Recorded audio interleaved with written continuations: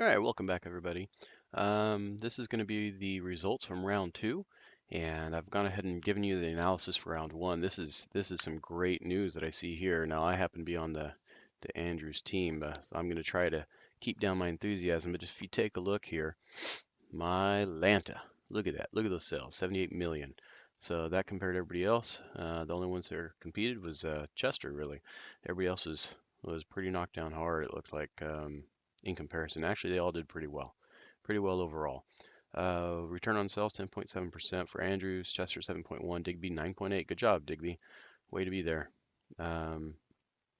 Looks like they're using some of the tools from the playbook that I played in our practice round, so that's kind of cool. Profits 8 million, 3 million, 4 million, 4 million, 2 million, 2 million. So we just about doubled the profits everybody else. Cumulative profit, we're at 14 million. Second highest is almost 11 million with Digby. Good job. And looks pretty good. Contribution margin, that came out really well for us at 35%. These other guys are trailing behind just a little bit.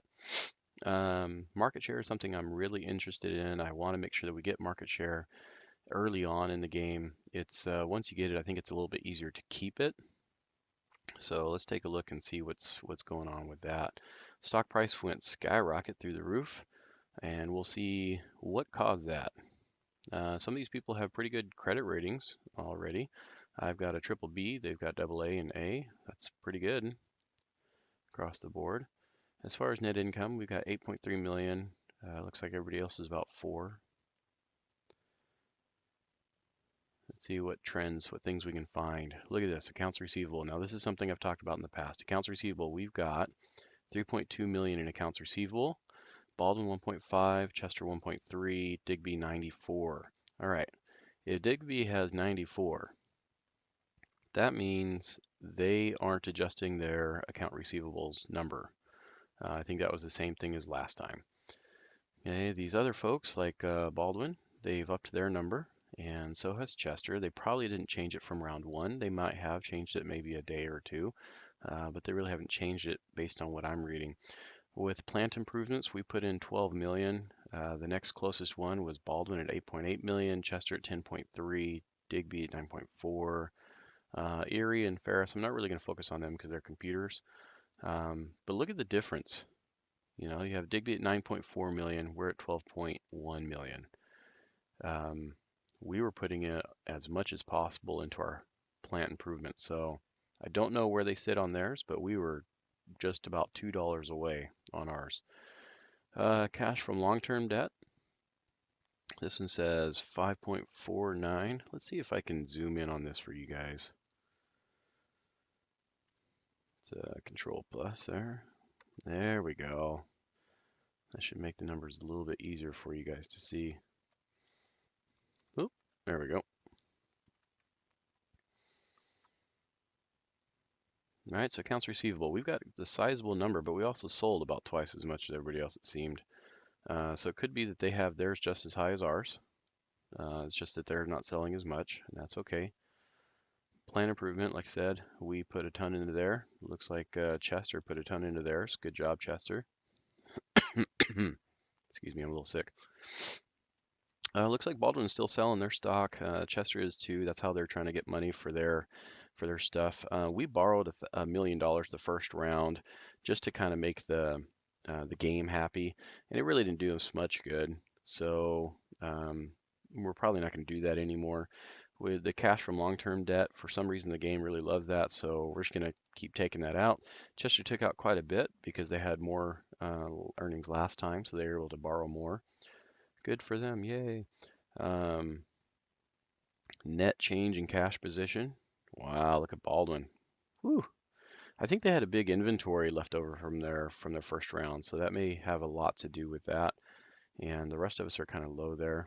As far as cash, we're pretty low. Baldwin's pretty high there. Current assets, they've got more. That's okay. When it comes down here, total assets, it's all pretty relative. Chester's still going to be our main people to be competing against, it looks like.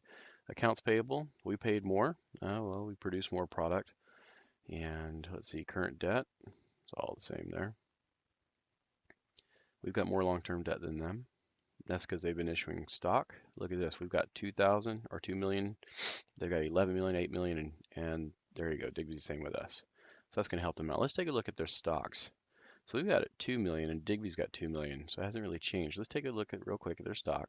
Digby's in the orange here. Yeah, they've actually done pretty well.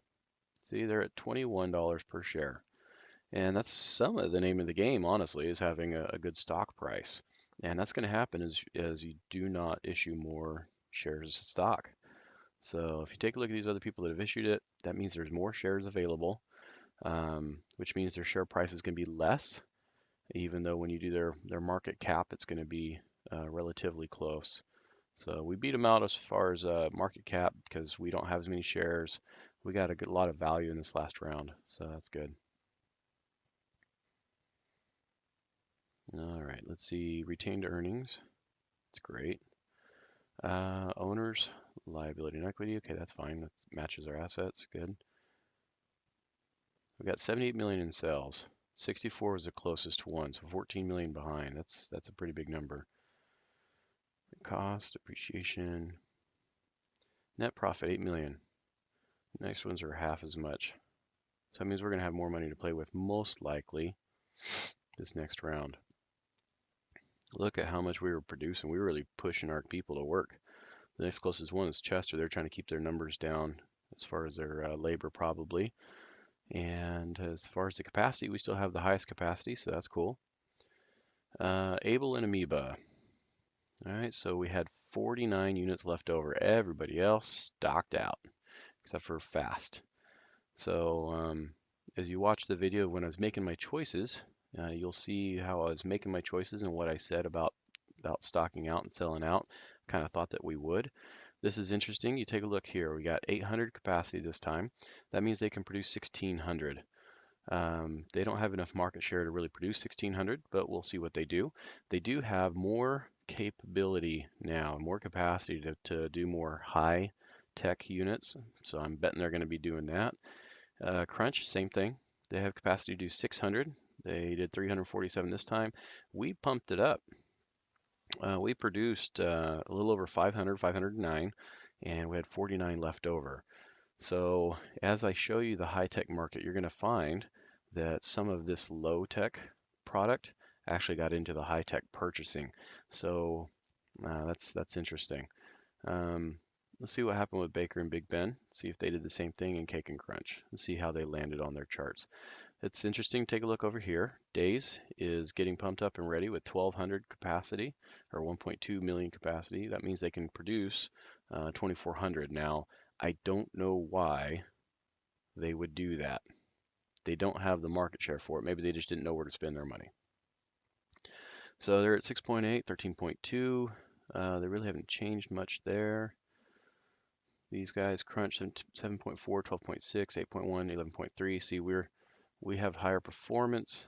Our size is a little bit bigger. Their size is a little bit smaller. So they had, as I predicted in my other video, they were going to have a product a little bit closer to that leading edge. They also priced it 50 cents less, and they priced this one 50 cents less. So that's cool. Our costs were pretty low, but take a look at our automation. We're at 6 for automation, and the next closest one is, human teams, is Cake. They bumped theirs up a little bit. So we're going to have an edge as far as the cost is concerned. We have 2.0 on our high tech. And let's see who else is in here. This is going to be a high tech, I bet, at 3.4. This is a high tech at 4.0. That just means it's going to be harder for them to update their machinery. It'll take a little bit longer. So that might give an edge for my team. Let's see, 3.8 for Crazy. I'm betting that's going to be a low-end product. And Champ is going to be a high-end product, just based on the way it looks. Why they did only 100 capacity is probably because they didn't have a whole lot of money in their hands. So this is actually not very effective for them, in my opinion. They spent a whole lot of money producing these products. If these are both high-end products, here's what's going to happen. They're going to have zero age.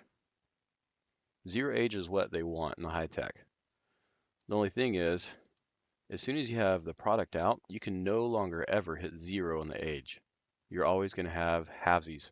You're always going to be cutting the age in half. And so at some point it's always going to be, you know, a year plus for your age. And so whatever they're doing here, I'm guessing it's going to be low tech, and they're just starting it up just so it has some life to it, and then they'll probably age it through. But I don't know. I don't think that was a very good decision on their part.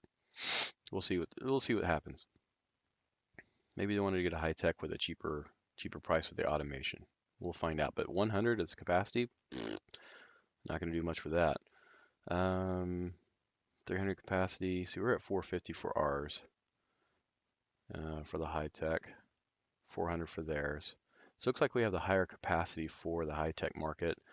Champ's going to come out at the end of the year, so they're really not going to be able to produce a whole lot at 200 capacity. That means they're only going to be able to produce maybe 50, maybe 50. So they're not a threat this round. Not that one anyway. This one can produce 600. They probably won't produce 100%. That's kind of what they've been doing, is not 100%. So it's kind of interesting to see that. Here's low tech. So once again, here's all the things that people want to have in their product.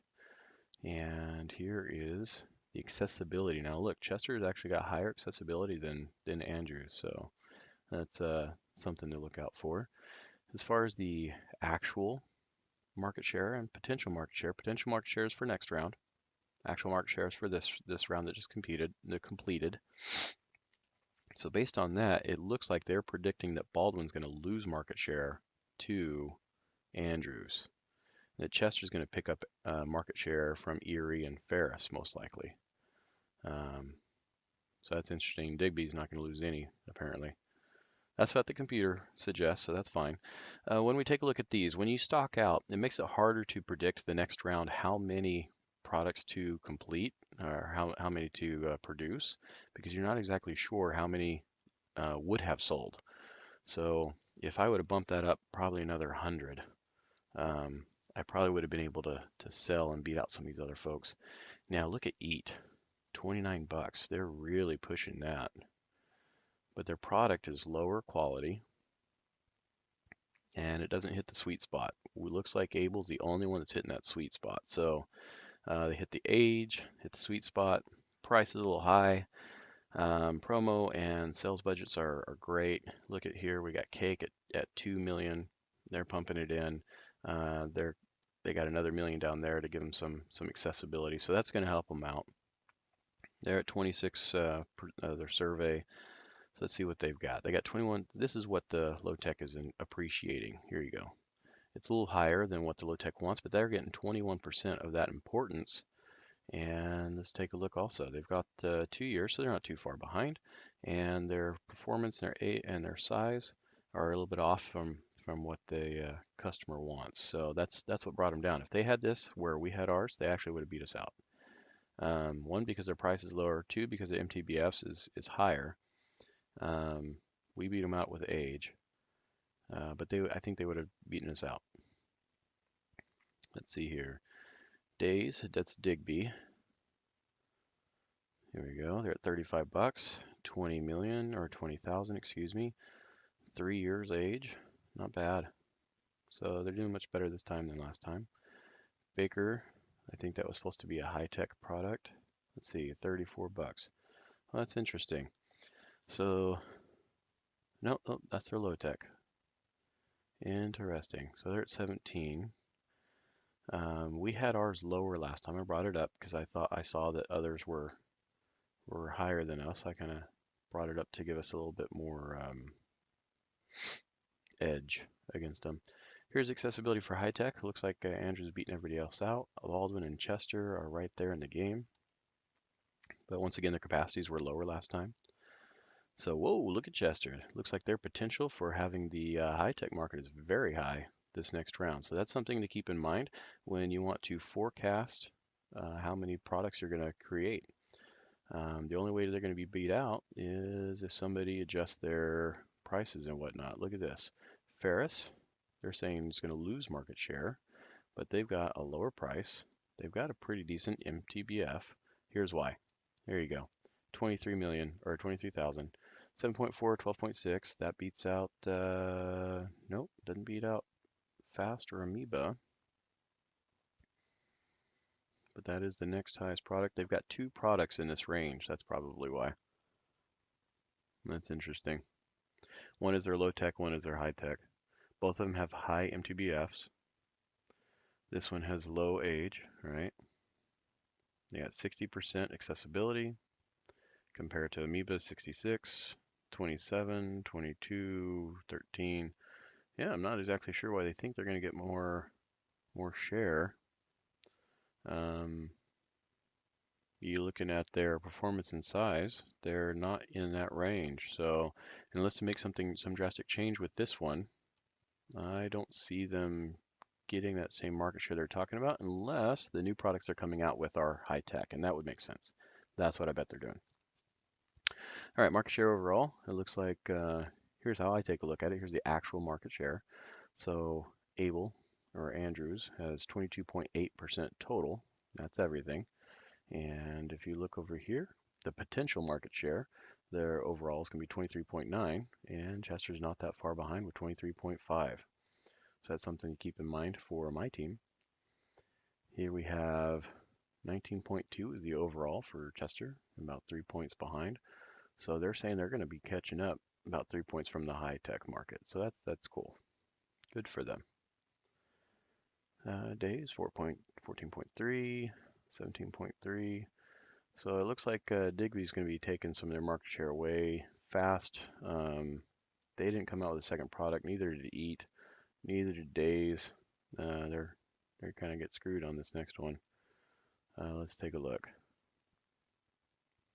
This was where everybody was. Look how many people we needed. All right, so we needed 420. We only had 391. Baldwin needed 283. Chester 342. Digby 234. All right, so it looks like the only ones that made any adjustment to their human resources was Andrews. What that does is that increases the amount of overtime that is worked. It increases the turnover rate, but it lowers the number of new employees that are hired. So by lowering the number of new employees that are hired, you actually cut down on some cost there. They spent $5 million on recruiting, so did Chester. Their productivity was higher because they had a full complement. We had a little less complement. They're not too far off on their employees. They only have 50 less than us. They only spent 300,000 less. See, we only spent 300,000 more, and we only lost 1.3 productivity on there. Everybody else is 100%. That's fine. Fast put a little bit of money in there too, apparently. 80 hours. So look like they're coming out of our playbook, which is cool. No separation cost, training costs. There we go. All right, this is going to happen in another round or two, and this doesn't have any effect yet. So that's what it looks like for the end of round 2. This is the only thing that is going to make it hard for everybody to determine how to forecast how many parts they're going to make, because everybody's stocked out. So there's no true measure of what would have happened. Now, the only thing that showed here is that Amoeba sold more, but that's only because they didn't stock out. If they'd have stocked out, then nobody would have known. But these are the things to pay attention to here. The price of everybody who's truly a high-tech product. Obviously, Eat is not. Let's see who else is in here.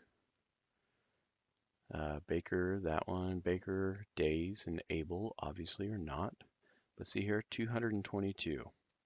222 products are sold by Able, which I can tell you is a low-tech product, and it sold out in the low end. So what does that mean? That means if I want to give more market share to Amoeba, I need to create 222 fewer products in Able, so that when it finishes the low-tech market, there's no more for the high-tech market to buy, that they're forced to buy Amoeba.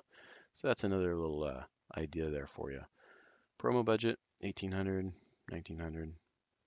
That was pretty good move there, 66%. So it'll be interesting to see what happens in this next round. You can kind of see how everybody's going there. And I've got my segment centers over here. I'll use that in just a second when I make my decisions. So I hope that helps everybody in making their decisions. But overall, it was a very decent job. Very good job by all those that played, and excellent job by my team. Ha! Get to snub them. All right, have a good guys.